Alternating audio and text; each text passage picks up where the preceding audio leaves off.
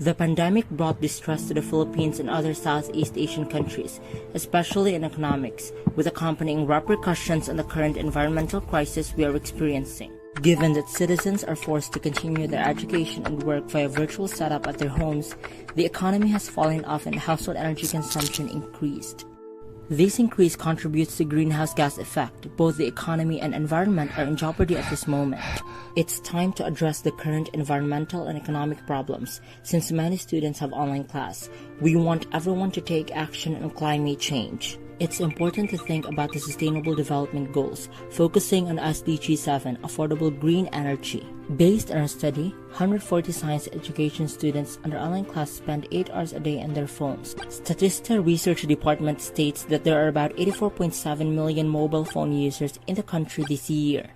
Keep in mind that this is just for phones. It's far worse if other online class devices are taken into account.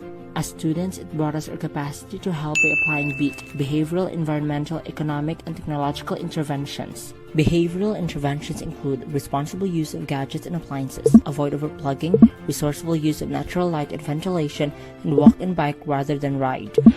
Transportation in the Philippines puts 24.7 million tons of CO2, but a person's carbon footprint could be cut by 0.5 tons per year if they walk or bike instead. When you multiply this by the number of youth in the Philippines, 30 million, there would be a reduction of 15 million tons per year. Meanwhile, environmental interventions include utilize available land at home for food gardening and compost food waste. There's 1,717 metric tons of food wasted each day in the Philippines. 931 million tons of food sold went into waste bins, mostly coming from households. If our food leftovers go to the landfill and rots, it produces methane, which is more potent than CO2. Economic interventions can also be carried. Purchase energy-efficient gadgets or appliances, buy in bulk to reduce travel, and unplug gadgets when not in use.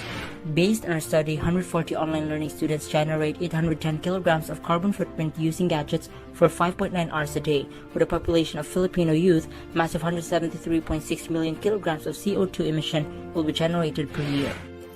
Technological interventions should involve use energy-efficient gadgets, turn off your mobile devices when not in use and set brightness to low, and use of AEYA or other eco-friendly search engines.